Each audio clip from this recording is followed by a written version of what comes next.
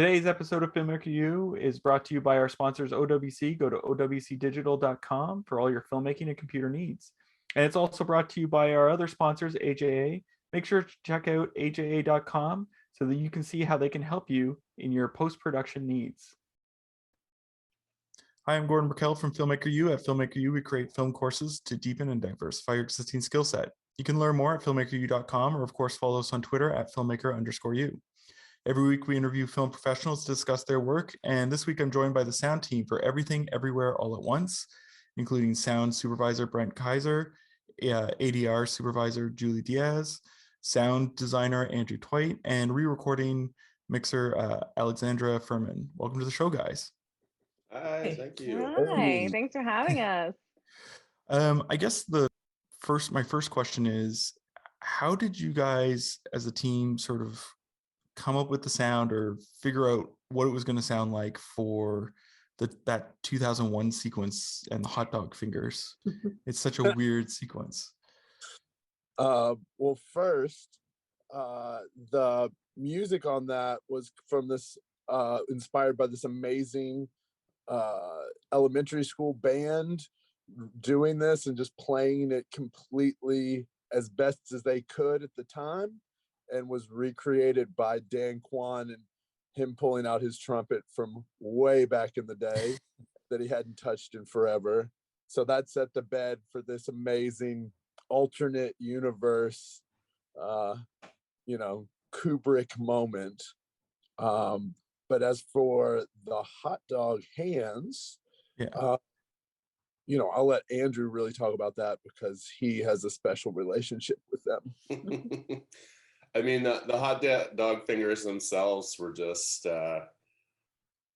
it's such a funny thing. I just recorded a bunch of random items here, a lot of vegetables actually, and it was like I used leeks and use them to twist and get some good rubbery squishes and stuff. And I took a bunch of my wife's super thin belts, like a handful of them, and just started whipping them around.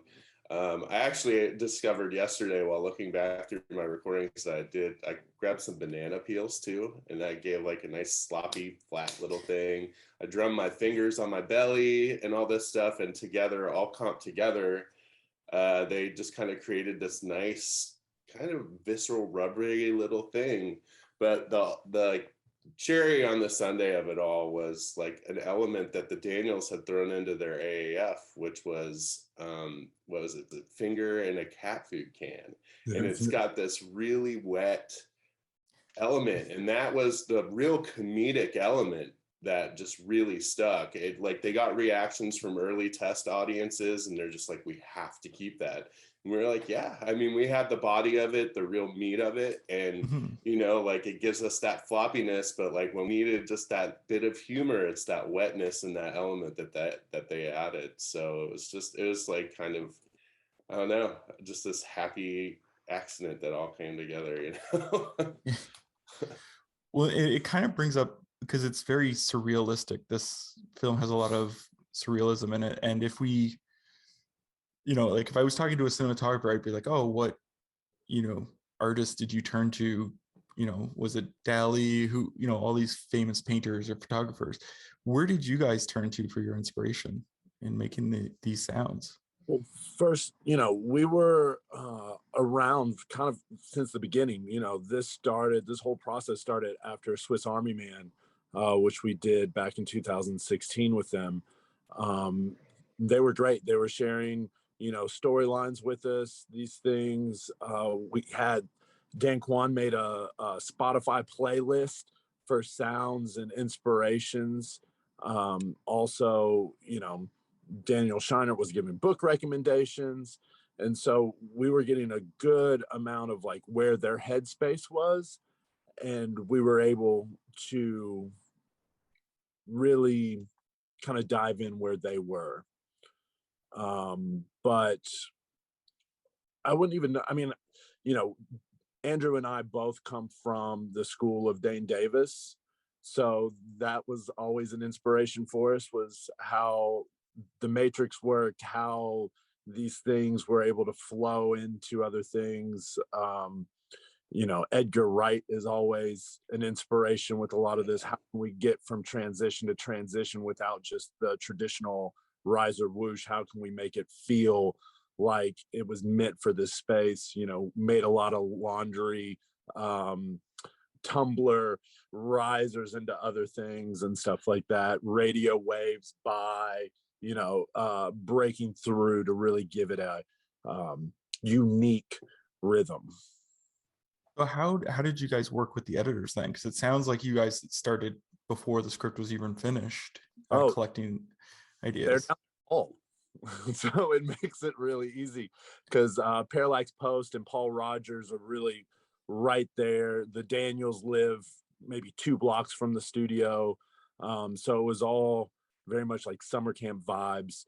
We set up a nice library for them because we wanted them to be able to make what they needed in the temp and have sounds that we could use. We knew the process was going to be a quick turnaround as well. And the great thing too, the pandemic kind of slowed everything down, which gave them a longer picture editorial. So they were really able to dig into the stuff we gave. They were able to hit us back and ask for additional sounds and things like that, which were really nice. And Paul Rogers in his own right is a great sound guy. I mean, our AAFs were like 80 tracks deep coming. And then, we were thrown, I think the first scene we were thrown during editorial was the hallway scene. And Andrew and I took a crack at throwing things in because they were like, yeah, just get weird with it. We don't, the process is really, hey, have fun, see what works. If it's a mistake, great, it might work. That was Paul's MO during all the edit is, he'd always throw something in weird, and sometimes it worked, sometimes it didn't. And that's what we really had to do, is a lot of discovery and feeling, oh, could this work? Could this not work? And just kind of going with it. Yeah, that hallway scene, when we built it, like we just really built it out like it was going to be our final edit. Like they had some notes for us as to, let's get some radio in when we start to hear the elevator coming up. And that was for us at that point, that was a big establishing moment, because we were made to understand that this kind of radio theme with Jobu was going to be consistent throughout the film. So we were able to start to implement some ideas with that, start doing some actual little recording and development of that sound. And then like just building out the playfulness and the rhythm of that entire sequence was just super fun. And a lot of it really ended up sticking. Like the cartoon elements that we added in, the pinball element to the lights, which was like the first moment I saw it, I was like, that, I know exactly what to do there. So it just kind of, it kind of all fell into place naturally. And once we built that out, there were some adjustments to that scene, just very minor, but a lot of it stuck. So honestly, by the time we got the full lock picture, I was relieved because, we had a lot of that scene out of the way, which was great.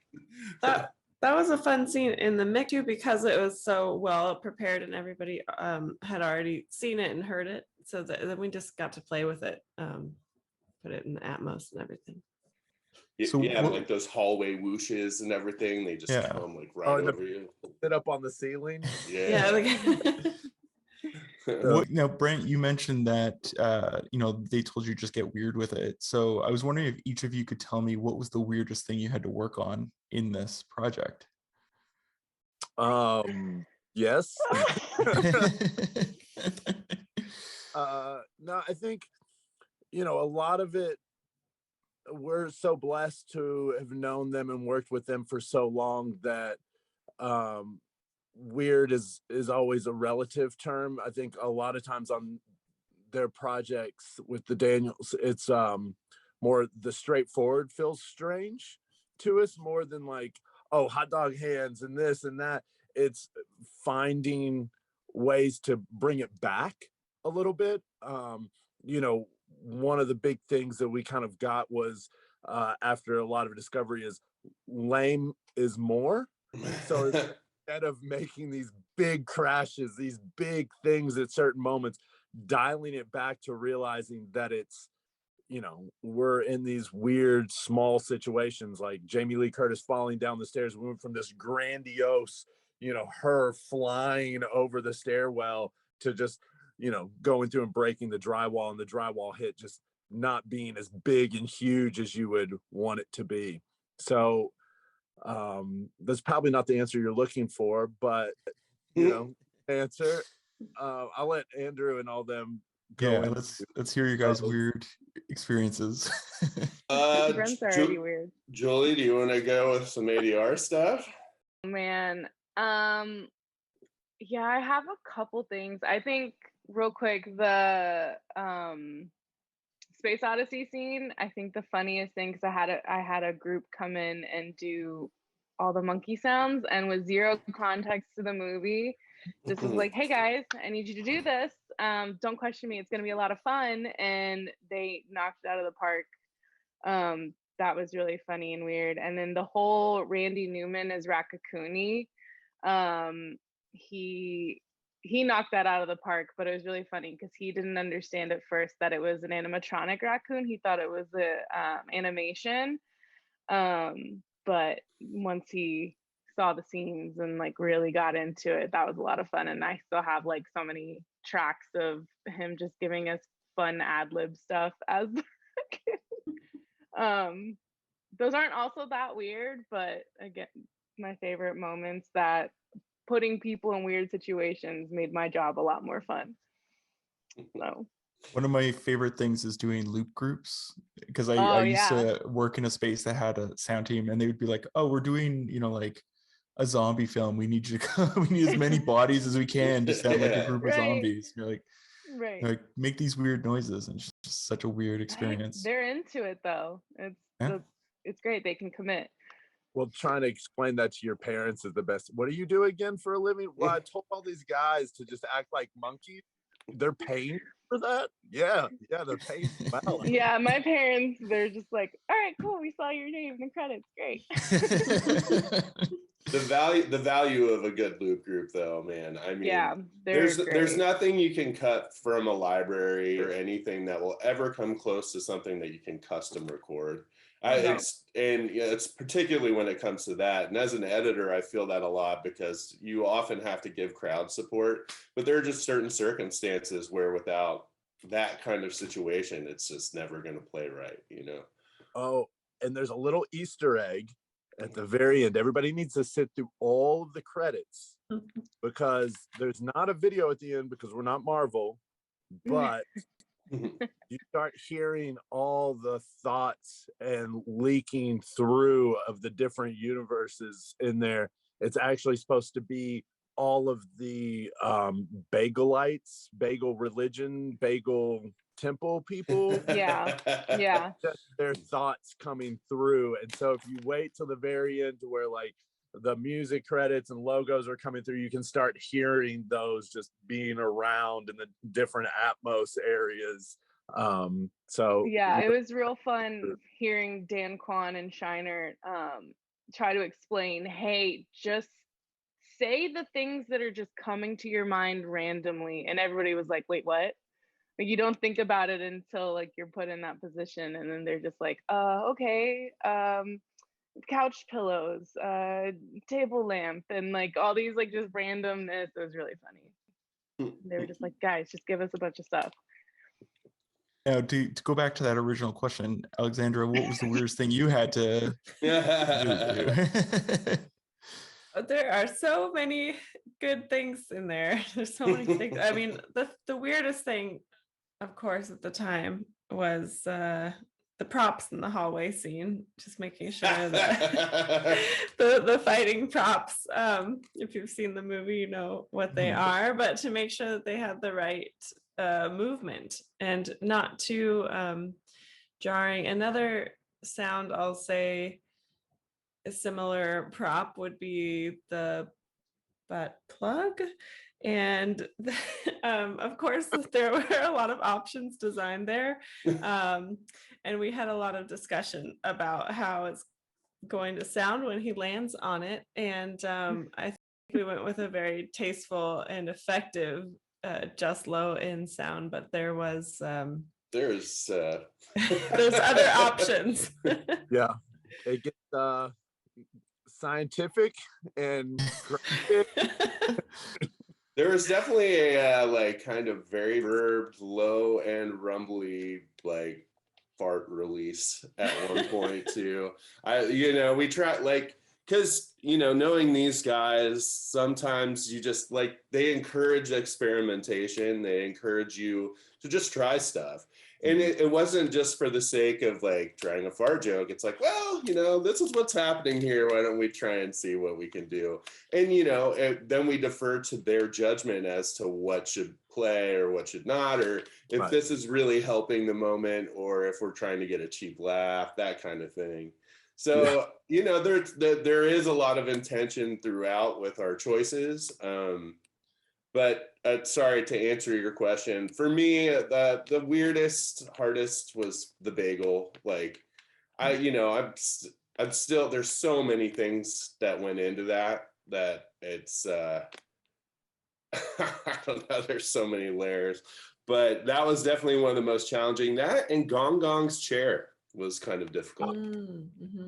It was fun because you have the base of this like kind of electric wheelchair, and that's easy enough. We can speed that up, slow it down, all that, but it's supposed to be made up of all these different contraptions, essentially all these office supplies, and they wanted to feel that. They wanted to feel the clunkiness of that. They wanted, like, specifically, they're like, we want some more fax tone sounds, we want things like that. So it was allowing me to add little beeps and accents to it, where otherwise it could be considered a little dull. So, and even like later on when they go into the office, we feel like the percolator of the coffee machine and everything. So it has its own life and movement. But when you have all of these elements moving together, it kind of makes it hard to wrangle. So it was a challenge, believe it or not. Yeah, the bagel was a challenge too in that mix as well, because it was so big and so built out, and we had to, yes, it was stacked. We were stacked on tracks. Yeah, we were. And a lot of times the bagel is appearing in times of like very intense and deep conversation, between Evelyn and Jobu. So it was, making it feel big, making it feel present, but also being out of the way so that, everybody can digest this really important dialogue. Yeah, absolutely. It was because it's supposed to be this big cacophonous thing, something that's, sucking in everything into an abyss. So yeah, we went really grandiose, but like knowing that we had all those elements, we could pull everything back, and if we needed to feature or push any given element, we had it there and could do so. How, because you kind of mentioned it a bit here, but creating jokes through sound, how do you go about doing that, especially if it's not something that's written into the script and has to be created? So the guy Shiner and Daniel Kwan are great, because like we said, they encourage experimentation, and they're like, just do something. And so it inspires you to just get weird, as we said. So we put something in, and then we present something, and then it was always great because they never got mad at you. You know what I mean? Sometimes it can be a tense situation, like, oh, I told you to try something, this didn't work, why isn't this working? Most of the time you would just get met with, no, this is amazing, but no. And so it was great. So it encouraged us to do these things, and we found odd moments. Off the top of my head, I'm trying to think. I mean, the hallway scene is a great place. I think slowing down Wayman's screams during the stairwell fight, because at first they just had him pulled out just the same pitch, just longer. So it's and it just wasn't as funny when we just lowered it.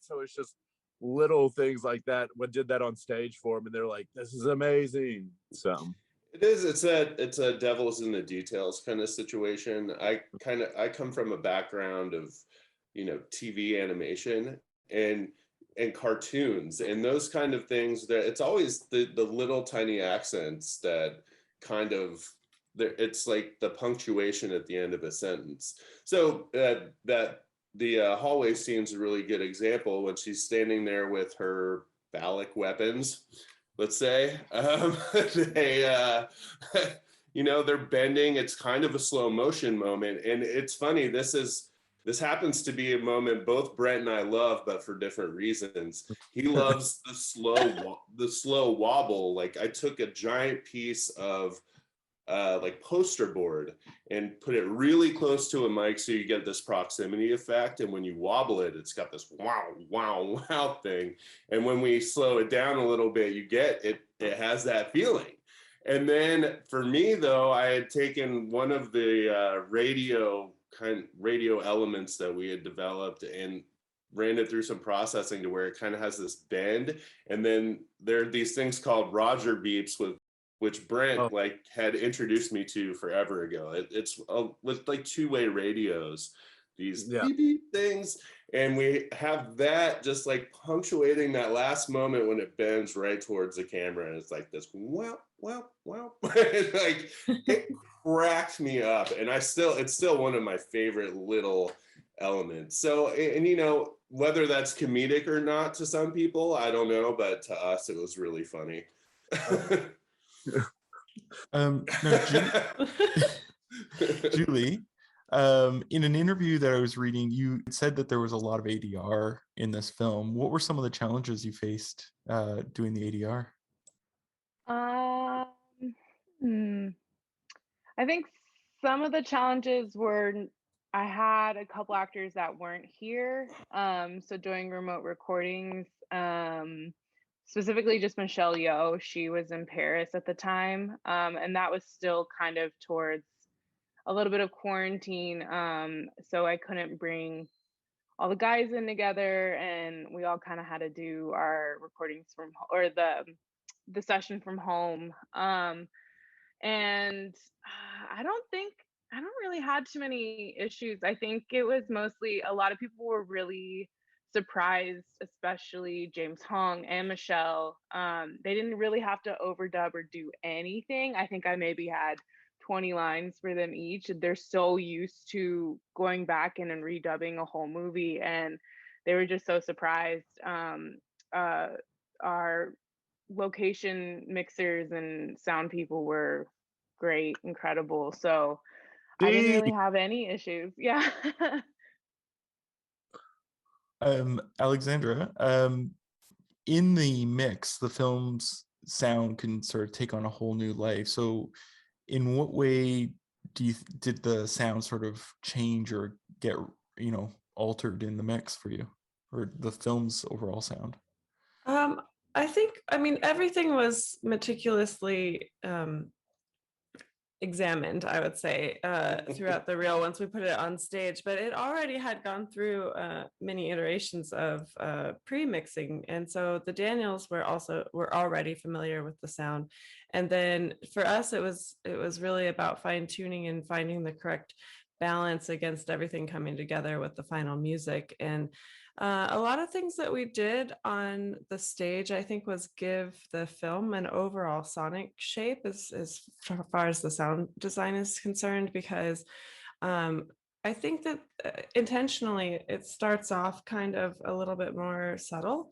And even in the fight scenes, it's, a little bit more realistic. And throughout the film, it paces up. And as we get toward the back of the film, when all of these universes are colliding, and we're really featuring bigger sounds and bigger transitions. And I think that that's apparent when you watch it, all together, as we have had the pleasure of doing now a few times since it's been out in the theater. So I think that overall shape kind of took place in the mix, as well as the directors, the Daniels, were really interested in lower end sounds, making sure that things were, not triggering to your ear. So like, adding and shaping some of the lower end stuff, especially in the front where it is more subtle and you can just kind of feel things more than hear them. So I think that was part of the fun in the mix as well. Well, and then we had music, we had Sun Lux with us on stage, because Gordon, I was dialogue and music side, because the effects side for Alex was a task amongst itself. I think we went to her with effects. How many tracks deep was it? We think over 350, Yeah, somewhere around there. Sound effects tracks. I mean, due to our schedule, that normally we might bounce things down together, but we still wanted so much control over all the individual elements that we were kind of afraid to do that. I think we needed all of that, because there were, a lot of times in the mix, there was like one sound that, was catching, one the Daniel's ear that they really wanted to feature and shape some of the other sounds. So the control, having all of those tracks was necessary, especially because there's just so much going on. There's the real world, so there's all the Foley and the regular stuff happening in the real world, and then there's these giant events and fight scenes and just everything you can think of. And the backgrounds were thick too. The backgrounds, yeah, they were really deep and detailed. So and to do that, we had to spread everything out. So in order to let someone who hadn't been with me in the edit the entire time come in and suddenly familiarize themselves and work with this, we had to have everything spread out and assigned to their own VCAs so they could have control over specific elements, just even the paper, in the IRS building that's flying all over the place at the end. We put that on its own pre-dub, so if they wanted a little more paper, it was easily accessible and could just be brought up without having to dig through and discover where something is. Everything there was the method to all the madness, without a doubt. Yeah, because I had sat with them for a month, the Daniel, going through pre-dubbing. It was a really great experience. Dan Kwan would go and sit with Andrew in one of our mix rooms and doing all that sound design tweaks, and then I'd be in there with Shiner doing pre-dubbing and getting things together. And Andrew and I have worked together for over a decade, so our shorthand was, it's really easy. And so we also got very scared when it was like, oh, we got to bring somebody else in. And Alex is amazing. She came in, didn't even skip a beat, was just right there with us. And Andrew and I put a lot of planning into that, but also Alex is amazing. Thank you. Not a lot of people could have come in and done that. It was a huge undertaking, but not just having the technical ability and being a great mixer, which Alex is, but also to just fall in and be part of the team, be part of this little family that we had established over this short amount of time. And the Daniels loved her, and we all, it was just a really great feeling, the way everybody was working together. And the moment we would stop for lunch, it was just hanging out and talking about life, talking about plugins, talking about everything. Summer it was camp. Fun. Summer camp. There you go. It definitely felt like joining a family, and everybody, I could tell that everybody had brought everything to the table, so I had to as well. Now, I have one last question for you guys.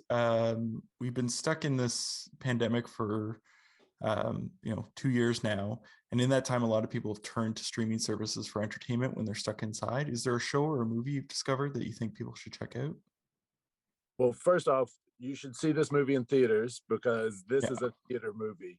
And I think this movie was really great to allow for me to understand that. Because of course, from a sound perspective, we're always like, go see movies in theaters, but some other shows and things like that are really shining at home. So I kind of nerd out a little bit on my Star Trek, and I'm not plugging a show that Andrew works on, but I'm plugging the show that Andrew works on. Discovery, I love that at home and being able to see how it spreads out.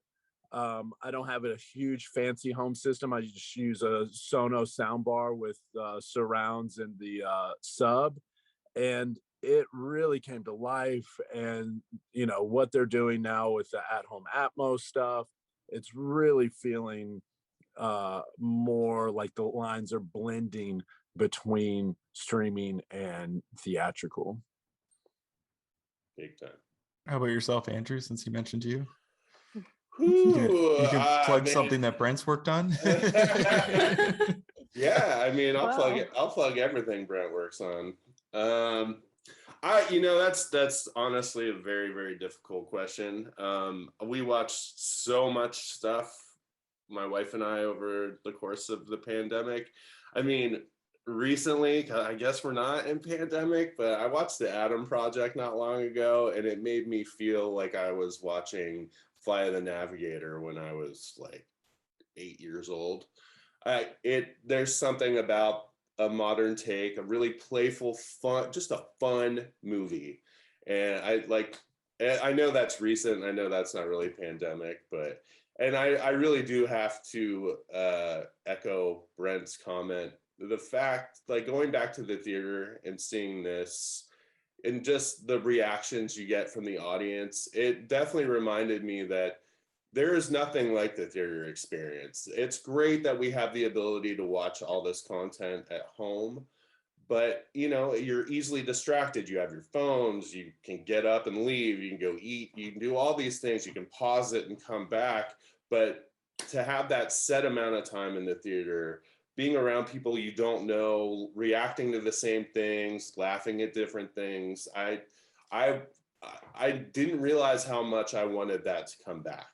And I'm really, really happy that we can. And I want people to go see as many movies as they can.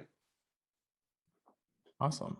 And so you recommend the Adam Project? I And do. do I remember Flight of the Navigator was that weird one with that was like McDonald's was involved with, or what was that? The ship? Is that the weird, like The weird ship where the kid Yeah. the kid finds, it's like Yeah. this silver teardrop almost. Yeah. And yeah, I actually rewatched it recently. The visual effects don't necessarily hold up, but it's like it just wrote it. It's not like a similar storyline necessarily, but there's something about the nature of it that really reminded me of like fun movies from the 80s that they don't have this big political statement or huge theme behind them. It's just fun. I mean, they do, but we just don't understand them because we're right. like, yeah. Yeah. Anyways, but also talk about 80s movies. Ki Kwan is, that was a legend in his own right. Anyways, sorry. You guys. Gordon, we'll talk all day. We'll talk. How about yourself, Julie? Oh man. Fun fact, I don't watch too much TV. But please go see our movie in theaters again. I think the only thing that I started on during pandemic was and I mean this has been out for a while, so I had a lot of catching up to do, but the Great British Bake Off. We also started watching it during lunches at the studio, just to kind of like have like a nice breath in the afternoon. And yeah, it was super calming and just so wholesome and so nice.